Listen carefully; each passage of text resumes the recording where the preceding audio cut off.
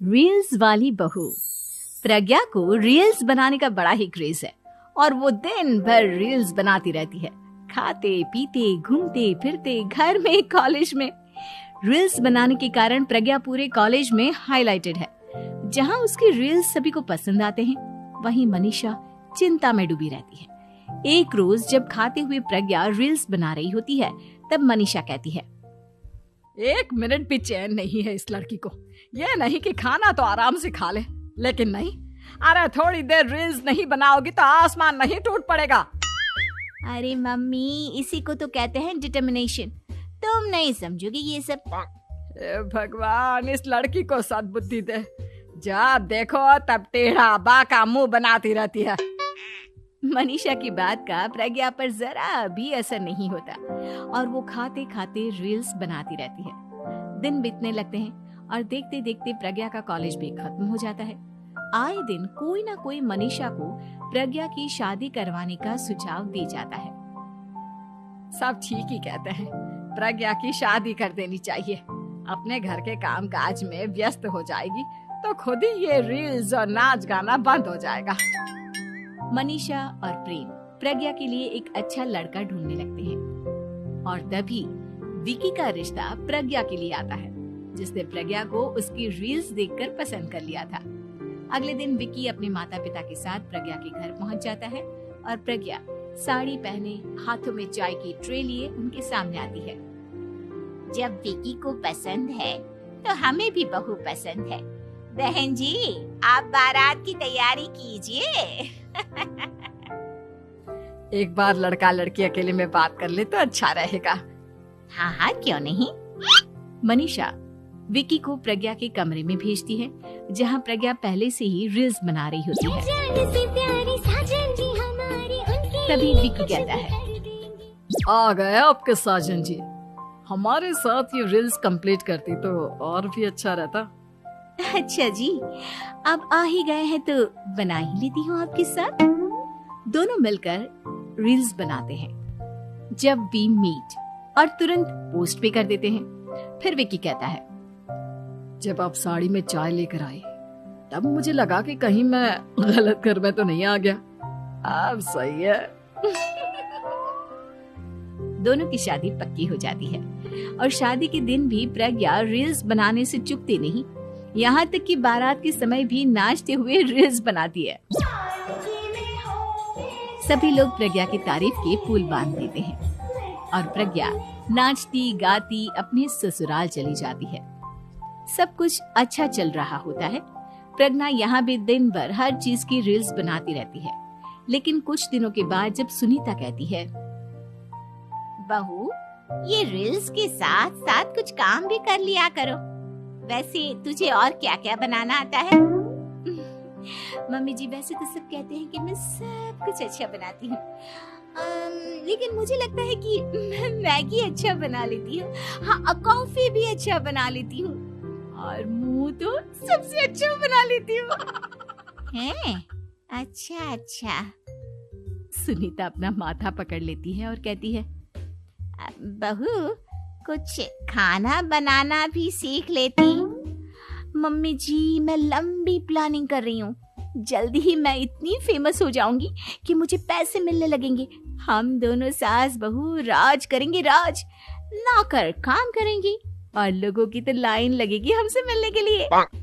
तेरा दिमाग खराब हो गया है क्या बहू? हंसी मजाक तक ठीक है, लेकिन इस तरह घर नहीं चलते। जितना जल्दी हो इस घर के तौर तरीकों को सीख लो। प्रज्ञा मुंह घुमाकर चली जाती है और तुरंत उसी वक्त एक रील बनाती है। ये देख सुनीता का गुस्सा 7वें आसमान पर चला जाता है और विकी के घर आती ही सुनीता उसे सब कुछ बताती है। विकी भी अब प्रज्ञा की इन हरकतों से परेशान हो जाता है। तुम टेंशन मत लो मम्मा, मैं देख लूंगा। विकी कमरे में जाता है तो देखता है कि प्रज्ञा रील्स बना रही है। विकी बड़े ही प्यार से प्रज्ञा से कहता है, प्रज्ञा, इन सब के लिए मैं तुम्हें मना नहीं कर रहा हूँ, लेकिन फिर भी हर वक्त तो ये अच्छा नहीं लगता ना। समझने की कोशिश करो, मुझे भी तुम्हारा थोड़ा वक्त चाहिए। मैं जब ऑफिस से आता हूँ तो मुझे समय देने की जगह इसी में लगे रहते हो। तुम ज्यादा ही सोच रहे हो। तुम भी मेरे साथ रील्स बनाओ ना, तुम्हें भी बहुत अच्छा लगेगा। तुम्हें इज्जत से कोई बात समझ में नहीं आती क्या? दिमाग खराब हो गया है तुम्हारा इस चकाचौंध से। अगर तुमने अपना रवैया नहीं बदला तो मैं तुमसे दूर चला जाऊंगा। तुम ही रिश्ता लेकर आए थे, मुझे लड़कों की कमी नहीं थी और ना आज है। विकी दरवाजा पटककर चला जाता है। धीरे धीरे विकी प्रज्ञा से दूर होता जाता है। एक रोज मनीषा प्रज्ञा के ससुराल उससे मिलने जाती है। तब सुनीता उससे कहती है, बहन जी अब आई हैं तो कुछ दिन यहाँ रहकर जाइएगा, आप ही का घर है। हाँ मम्मी, बहुत दिन हो गए तुम्हारे साथ एक भी रील नहीं बनाई मैंने। प्रज्ञा तुरंत अपने फोन में रील्स ऑन कर लेती है। ये सब मुझसे नहीं होता। तेरा ये भूत अभी तक नहीं उतरा क्या? बहन जी आप कुछ कहती नहीं क्या इसे? जब आप ही कुछ नहीं कर पाई तो मैं कर ही क्या सकती हूँ। सास तो वैसी ही बदनाम है। शाम को घर की लाइट चली जाती है और मनीषा प्रज्ञा से कहती है, मेरे घुटनों में बहुत दर्द हो रहा है, तू लाइट का कुछ इंतजाम करना बेटा। अच्छा कैंडल जला देती हूँ मम्मा। प्रज्ञा गाते हुए कैंडल जलाती है और खिड़की के पर्दे के पास रख देती है।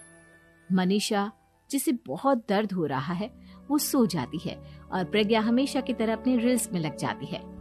उधर कैंडल की वजह से पर्दा आग पकड़ लेता है और मनीषा के कमरे में आग लग जाती है। बचाओ, कोई है, बचाओ। सभी भागते हैं और विकी कमरे की आग बुझाने में लग जाता है, लेकिन तब तक मनीषा आधी जल चुकी थी।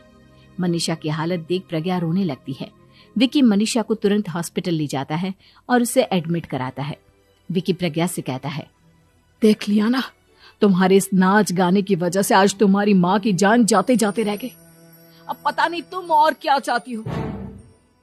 उधर डॉक्टर कहते हैं, इनकी हालत बहुत नाजुक है, आधे से ज्यादा जल चुकी है।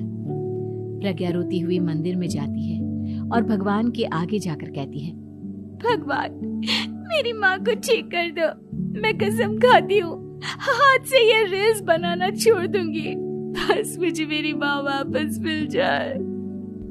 2 दिन बीत जाते हैं और मनीषा खतरे से बाहर आ जाती है। पेशेंट अब ठीक है, आप लोग उनसे मिल सकते हो। सब कोई मनीषा से मिलता है और प्रज्ञा सबके सामने अपना फोन तोड़ देती है। मुझे माफ कर दो मम्मा, मैंने तुम लोगों की बातों को नजरअंदाज किया। बेटा कोई भी चीज जरूरत से ज्यादा खराब है। मैंने तुम्हें रील्स बनाने से कभी मना नहीं किया, लेकिन हर वक्त एक ही चीज तो सही नहीं है। मैं समझ गई हूँ मम्मा, आई एम सॉरी। प्रज्ञा उस दिन से रील्स बनाना छोड़ देती है और पूरी तरह से अपने घर में लग जाती है।